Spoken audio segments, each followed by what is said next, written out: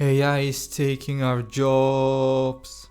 But seriously though, let's talk about artificial intelligence, aka AI. Because I listen to a lot of music and I have a whole playlist called Music from Animation on Spotify, which is essentially animation related songs, which I listen to from time to time, when I'm in the right mood for that. Official songs from different animated shows, or I don't know, fan songs or cover, you name it. And Spotify algorithms recommended me certain artist with a very sketchy name called Tune Fanatic.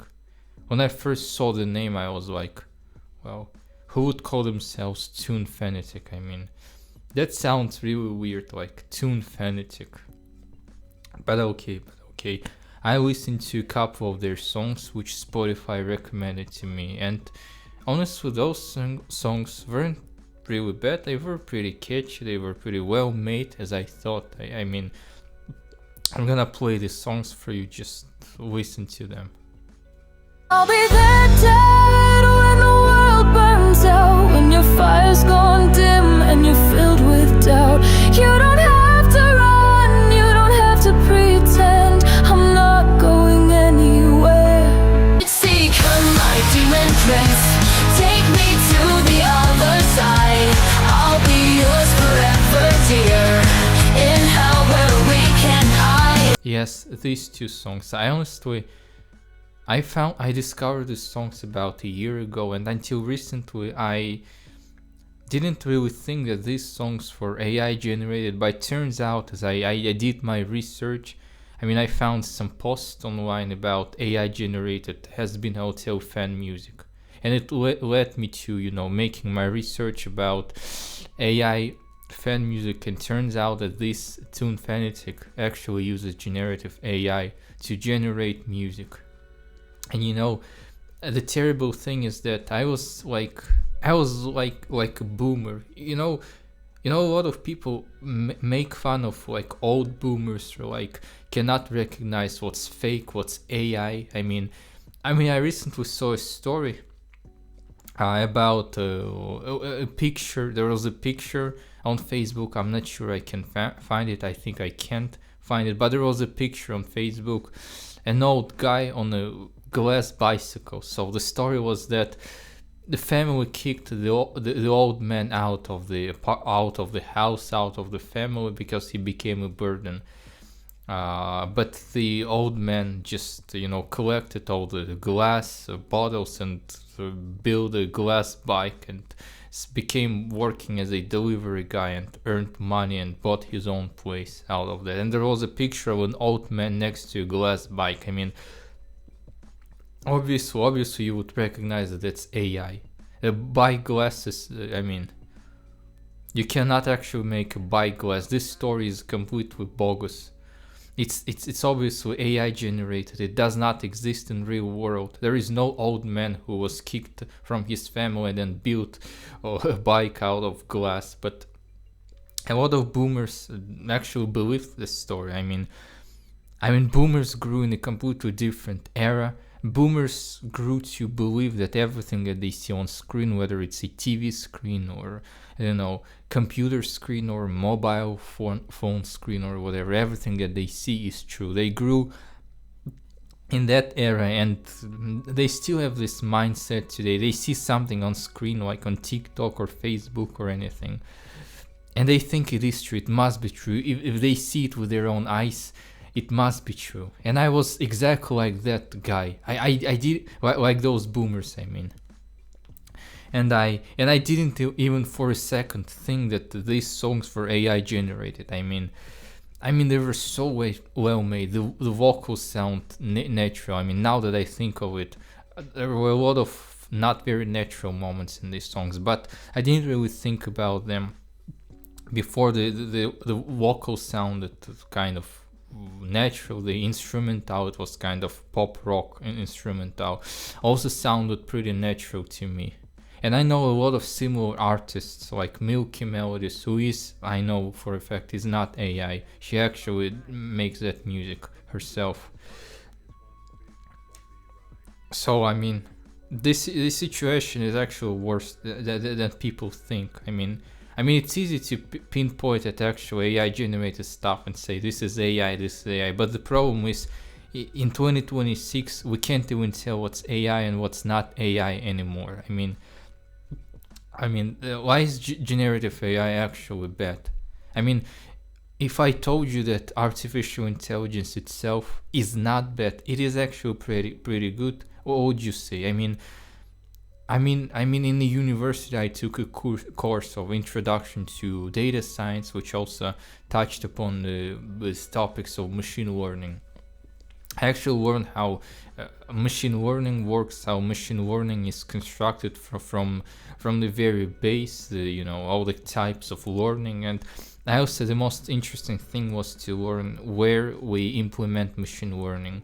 And actually, we use machine learning pretty much everywhere. Like, let me give you a very simple example. There is like a database of like 1 million names, and you need to find everyone whose last name is, let's say, Johnson.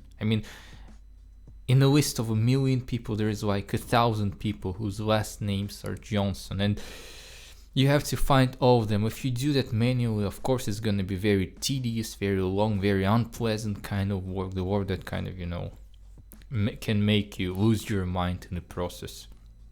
Of course, the end result, the output, is not going to be perfect because there is a human factor, and you will obviously not find all the name. You will miss some name, of course. The result is not going to be perfect. So if you just, type, just press Ctrl F and just type Johnson, the machine learning system, the algorithmic system will immediately find everyone named Johnson without any fault, without any mistake, and it'll just take about a second or less. So that's one of the examples where AI is actually good. It makes our tedious work much faster, much less tedious.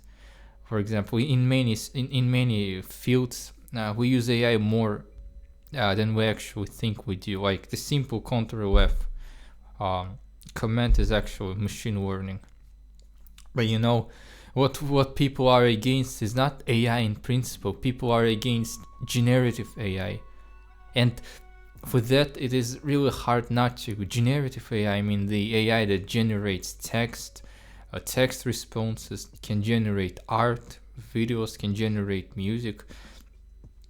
This kind of AI should not be condoned, because it has very terrible implications. For example, let's say there is some kind of big corporation that wants to make money, that employs a lot of musicians to sell music.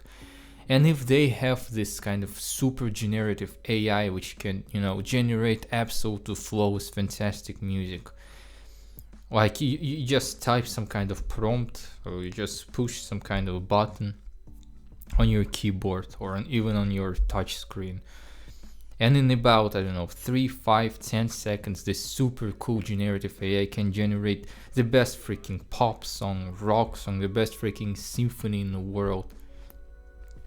For a fraction of the cost that you would pay for hiring actual musicians. Like, you can hire actual singers, actual multi-instrumentalists, composers to make music and sell it. But why would you spend so much time? Why would you put up with the artist tantrums?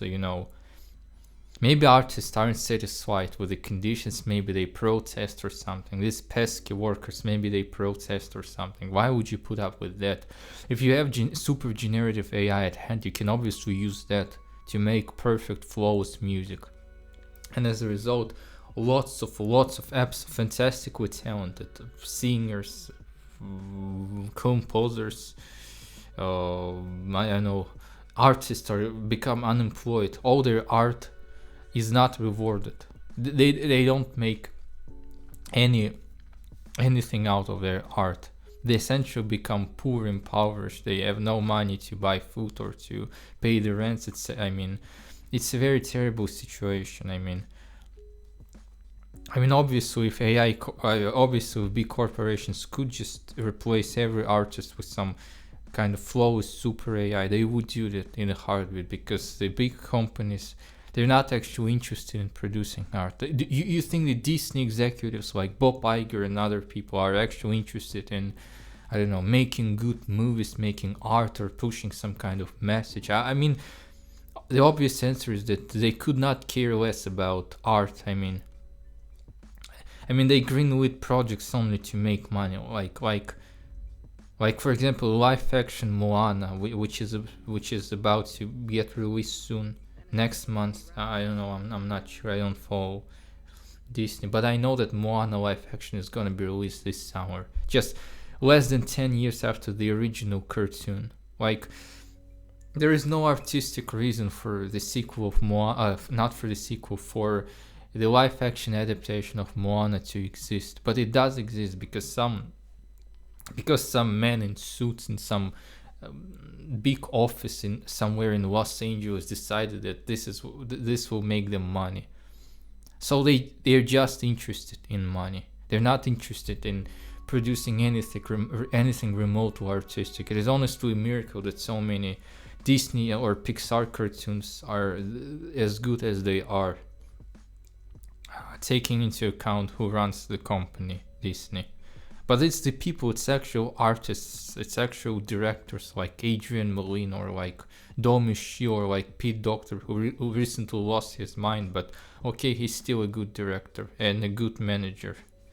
It's those people who create good stories like Ratatouille or Inside Out or Turning Red, the good movies that we like, that we enjoy, not the Bob Iger and other people who just want money. And if they somehow had access to super generative AI, they would obviously use it. They would fire everybody, every pesky voice actors who can go on strikes, every pesky writers, every pesky directors, managers, whatever, everyone. And just for a fraction of a cost, they would just generate flawless movies and flawless shows. And a lot of people are honestly so apathetic towards that. The worst thing is that most people honestly don't care. Honestly, if you take a regular normie people who are like into politics, do not follow politics, I mean, they don't even know that there is a climate change going on. They probably think they don't know anything. If they heard anything, they probably heard it from some, I don't know, Tucker Carlson or Ben Shapiro, and think it's some kind of liberal bogus or something like that. Most people do not care. If Disney starts using generative AI to make movies, most normies would not care. There are already tons of normie parents who put on AI generated YouTube videos for their kids.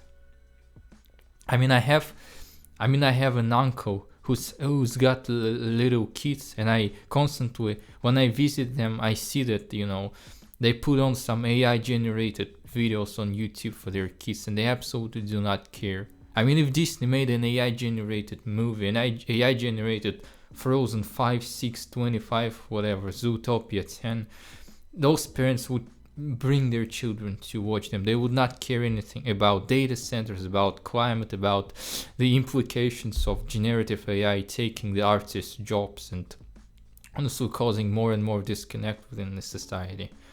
We forget about money, about employment from an ethical perspective. There isn't really much that unites people. Like what does a person from the suburbs of New York City have in common with a person living in, let's say, Nepal or Senegal?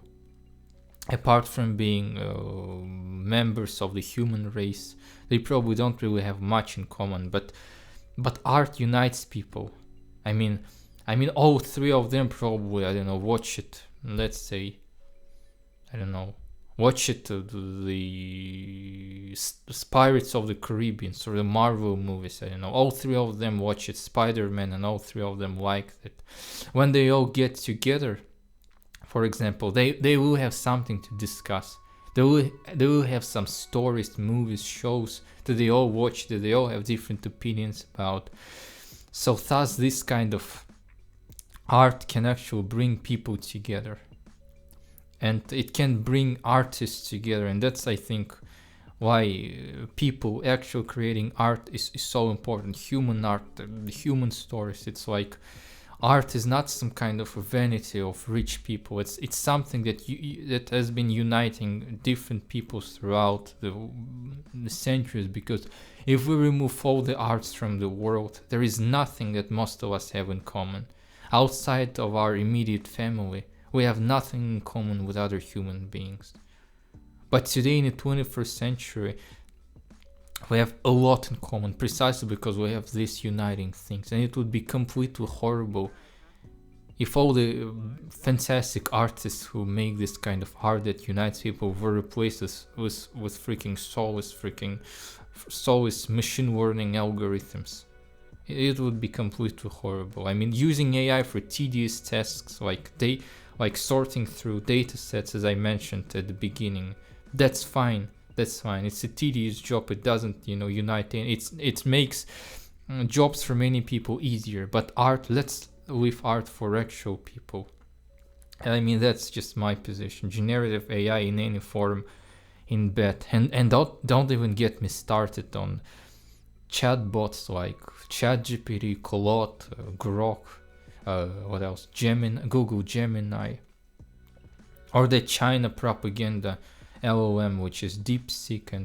And before you start calling me bad names, I actually asked DeepSeek to generate some criticism about the Chinese Communist Party, aka the CCP, and the chairman Xi Jinping specifically. And AI and DeepSeek just refused. It says something like, it is outside my scope. I mean, an open source LLM which can generate anything for some reason says that generating criticism towards the Chinese political party is outside its scope. I mean DeepSeek is a very obvious example of LLM propaganda. I mean, we also have Grok, which is belongs to Elon Musk, and to Google is also, I'm sure, up to something not really good for people or the environment.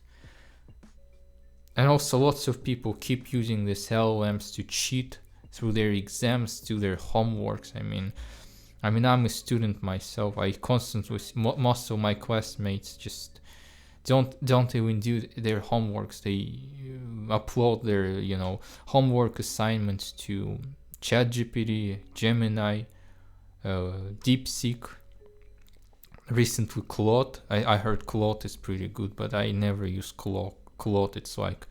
It's not really free to use Claude, so I never even tried to use it, and don't intend to. And so most of my classmates, I would say like 70%, always upload their, even if they know how to solve something, they always have to check with DeepSeek or Google Gemini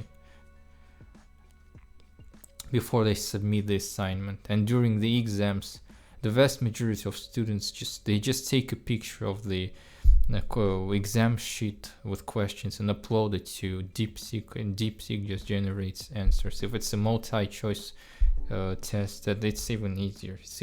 You just ask an LLM to just write all the letters of correct answers, and it takes you like, I don't know, copy everything.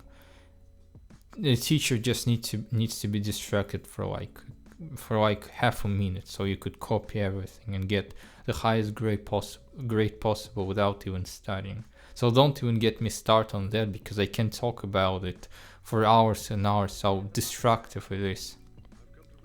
So yeah, I think you got my point. So anyway, support the artists, support the actual art, listen to actual music. You don't have to listen to modern music, only modern music, or watch exclusively modern stuff. I mean, if you listen to some 1960s music, it's obviously not AI generated because it's from the 1960s. Try to find some local indie artists and support them, and yeah, that's my message. If you think something might be AI, just immediately avoid it. Do your research before you find some kind of new artist. Just make sure it's made by actual people. Because as I learned the hard way, These days it's very difficult to tell whether something is AI or not, because generative AI became that good. And as I took the machine learning, the introduction to data science course at my school, I actually learned how advanced it is right now. It is more advanced than most people probably suspect. So yeah, support human-made art and fuck generative AI. That's all I can say.